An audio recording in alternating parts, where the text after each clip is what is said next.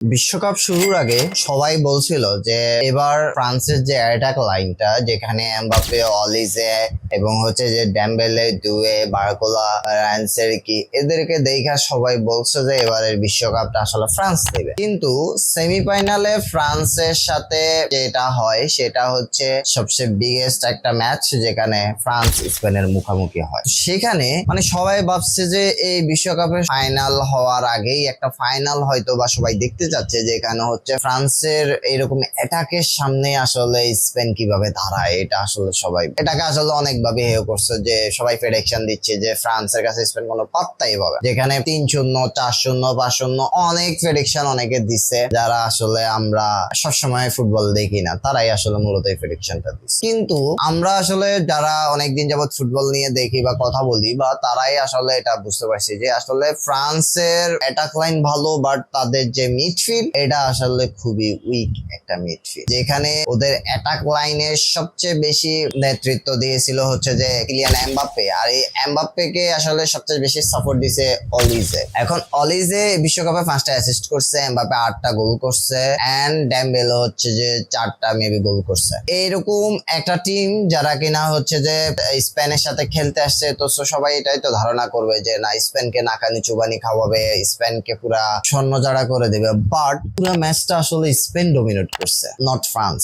স্পেনের মিডফিল্ড ফ্রান্সকে কোনো পাত্তাই দেয়নি পুরা ম্যাচে। মানে ফ্রান্স শুধু বলের পিছে পিছে দৌড়াইছে, বলের কোনো কন্ট্রোলে নিতে পারে না, কোনো মোমেন্টাম নিতে পারে নাই। একেবারে সে কি একটা সেমিফাইনাল হয়েছিল, যেখানে সবাই ভাবছে যে একটা আলটিমেট বায়াস হবে, যেখানে সবচেয়ে বড় ব্যাটেল হবে, সেরকম কিছুই হয় নাই। পুরা ম্যাচ একপাশিক হয়ে গেছে এবং সেটা স্পেনের কাছে চলে গেছে। তো ফ্রান্সের আসল ভুল আসলে কোন জায়গায়? ফ্রান্সের আসলে ভুল আপনি যতই বলেন লাভ নাই, কারণ ফ্রান্সের আসলে মিডফিল্ডটাই উইক, যেখান থেকে আসলে বল সাপ্লাই হবে হচ্ছে ফরওয়ার্ডে, আর যে ফরওয়ার্ডে যে বল সাপ্লাই হবে সেই পথটা আসলে স্পেন বন্ধ করে দিছে পুরো। মানে স্পেন পুরা এমবাপ্পে, ডেম্বেলের সাথে যে বা অলিজে তাদের যে আসলে বলের কানেকশন ওগুলা সব অফ করে দিচ্ছে, এন্ড পুরা ম্যাচ তারা বল দখলে নিয়ে নিছে। ম্যাচের ফার্স্ট মোমেন্টামটা আসলে আসে হচ্ছে যে লামিন ইয়ামাল যে পেনাল্টিটা উইন করে, যেটা ডিগনির আসলে একটা ভুল বলবো না, আনফরচুনেটলি সেটা হয়ে গেছে। তো সেখান থেকে ওজাইভাল হচ্ছে গোল করে এন্ড স্পেনের কাছে ম্যাচ চলে আসে। এরপর থেকে ফ্রান্সের প্লেয়ারদের ভিতরে যে ধরনের হতাশা নামে আসে, তারা খুব নার্ভাস হয়ে যায় এবং আমার মনে হয় তখনই আসলে তারা ম্যাচ থেকে ছিটকে গেছে এবং তারা তাদের কোচ দিদিয়ে দিশামো সেই কথাটাই বলছে যে আসলে পেনাল্টিটা থেকে হচ্ছে যে ম্যাচের মোমেন্টাম চলে গেছে। সো স্পেনের আসলে অ্যাপ্রিসিয়েট করার মতো অনেক দিক আছে, but Spain is a world class midfield. এটা ওই ম্যাচে আমরা আসলে দেখছি যে তাদের মিডফিল্ড কিভাবে ডমিনেট করে। ওই মিডফিল্ডের আদতেই হচ্ছে যে স্পেন মানে অর্থাৎ হচ্ছে সেকেন্ড গোলটা পায়, যেখানে অলমোর একটা ক্লাসিক পাস থেকে হচ্ছে পেদ্রো পোরো ওই গোলটা করে।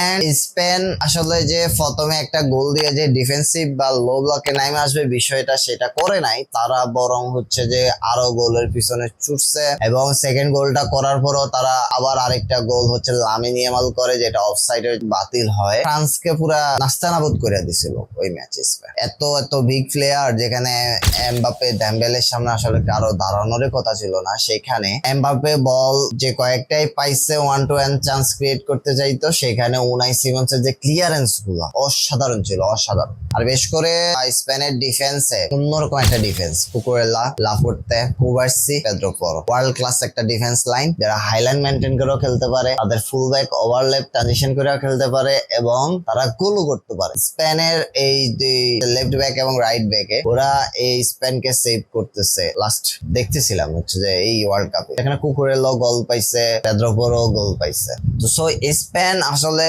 2010 সালের পরে বেশ কয়েকবার হচ্ছে যে তারা ওয়ার্ল্ড কাপ থেকে শিক্ষা গেছে, তাদের ভুলগুলা শুধরাইয়া এই যে লা মাসিয়া যে ট্যালেন্ট গুলা নিয়ে আসছে স্পেন, এটাকে আসলে কাজে লাগাই হচ্ছে যে স্পেন এখন ফাইনালে, এবং যদি ফাইনালে আর্জেন্টিনা বিগেস্ট ভুল না করে তাহলে তো হইলই, আর যদি ভুল করে স্পেন তাদের সেকেন্ড স্টার এড করতে যাচ্ছে। সো আপনারা যারা মনে করছেন বা মনে করতেছেন যে স্পেনের কাছে আর্জেন্টিনা পাত্তা পাবে না, বিষয়টা এমন না। আর্জেন্টিনাও হচ্ছে যে দেখবেন ওয়ার্ল্ড ক্লাস একটা মেন্টালিটি নিয়েই নামবে, কারণ 2014 সালেও আর্জেন্টিনা পুরা ফাইনালটাকে হচ্ছে যে কন্ট্রোল করছে এন্ড লাস্টে যাইয়া হচ্ছে ম্যারিও গর্জে যে গোলটা 117 মিনিটে, সেটাই আসলে ম্যাচ থেকে আর্জেন্টিনাকে ছিটকায় নিয়ে যায়। বাট 2022 সালে আর্জেন্টিনা সেটা ফ্রুট করছে, নার ধরে রাখছে, 120 মিনিট ডোমিনেট করছে, পেনাল্টি শুট আউটে গেছে and Argentina win. And same ভাবে যদি এবারের ওয়ার্ল্ড কাপটা ফাইনালটা হয় স্পেন এবং আর্জেন্টিনার মধ্যে, সেটা আসলে খুব একটা বড় ব্যাটেল হবে।